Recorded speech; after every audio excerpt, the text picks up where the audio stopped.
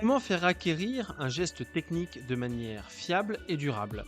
Quelle organisation garantit une progression kinesthésique efficace? À quel moment et avec quelles précautions mettre en œuvre l'atelier du geste? Aujourd'hui, nous explorons une méthode qui a déjà fait ses preuves pour ancrer les conduites à tenir par la pratique, l'atelier du geste.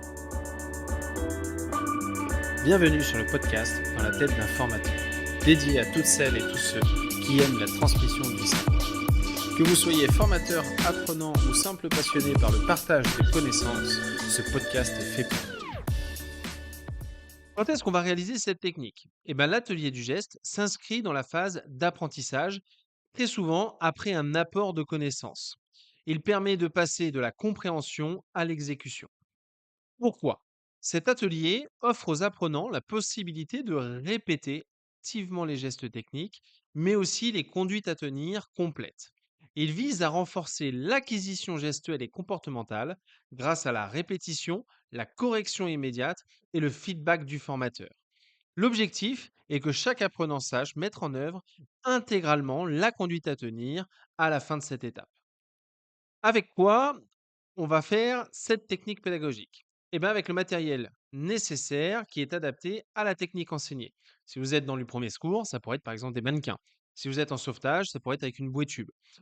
Il faut un espace suffisant pour permettre les répétitions en binôme ou en trinôme, donc de la place. Comment est-ce que va se dérouler cette technique? On a 5 phases. La première, la présentation du travail. La deuxième, la mise en place et l'exécution du geste. La troisième, l'inversion des rôles. La quatrième, la répétition globale. Et la cinquième, la phase de conclusion. Revenons sur la première, la présentation. Le formateur va fixer son objectif, bien évidemment, et il va expliquer les consignes et vérifier leur compréhension. Par la suite, il va constituer soit des binômes, soit des trinômes en fonction de l'objectif qui s'est fixé. Deuxième étape, la mise en place et l'exécution du geste. Le formateur place ses apprenants de manière visible, décrit chaque geste à haute voix et les apprenants réalisent des gestes guidés et corrigés si besoin. Troisième partie, l'inversion des rôles. Les rôles s'inversent pour garantir l'égalité de pratique. Le formateur accompagne et valide l'acquisition de chaque participant. Il est important qu'il se balade, qu'il se déplace dans la salle ou sur le lieu de pédagogie pour pouvoir s'assurer de cela. Quatrième partie, la répétition globale. Une fois les gestes maîtrisés, l'apprenant réalise la totalité de la conduite à tenir sans aucune interruption. Le formateur évalue la fluidité, la rigueur et la sécurité des gestes.